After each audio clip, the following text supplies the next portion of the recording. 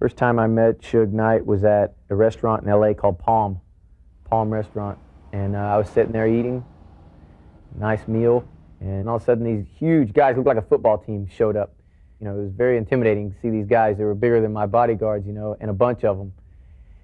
And they pretty much grabbed my bodyguard and pulled him out and sat down next to me right there and started talking to me. How you doing? Uninvited? Totally uninvited. I didn't even know him. See him again? Sure did. Saw him again a few months later. He did the same thing, just kind of showed up to me, said hi, and then left. And still thinking, well, wow, this guy knows where I'm at all times. How does he know where I'm at? You know? What's going on here? Knight told us, before he knew we had talked with Van Winkle, that it was all very friendly. He agreed to everything. It wasn't a problem. And wait, he agreed to everything? I mean, you know, he said the guy wrote the song, and he didn't have a problem with it. He said, that's not what he says at all. I had my bodyguards who had guns, and they had their people which had guns, and they had us outpowered and outnumbered. Talking publicly about it for the first time, Van Winkle describes a terrifying night in his suite at a Beverly Hills hotel when he says Suge Knight showed up with 6 other men. Roughed one of my bodyguards up. They roughed everybody else and my whole entourage up. Suge took me out on the balcony, started talking to me personally. On the balcony? On the balcony. High above? Like 15 floors. He had me look over the edge, show me how high I was up there. Were you scared? I needed to wear a diaper on that day.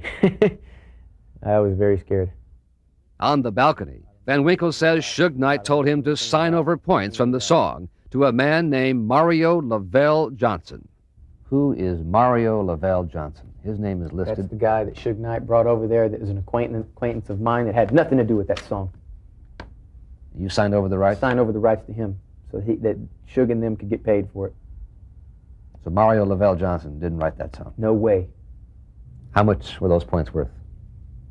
About $4 million, $3 million, anywhere between there. $3 to $4 million. And you just signed them? I signed them. And walked away alive. He says you had a number of men there with guns. You then took him out to the balcony, he says. And you said you're going to sign over the rights. Did you do that? No, it did not. It never happened? Never happened. You didn't take him out to the balcony? How did that sound to you? It sounds like what occurs in other police reports involving you. Again and again, there's a pattern, Mr. Knight, where you do that. That's not true. But in our primetime investigation, we found one court case after another in which Knight has pleaded guilty to criminal charges involving vicious assaults, beatings, a pistol whipping, and on and on.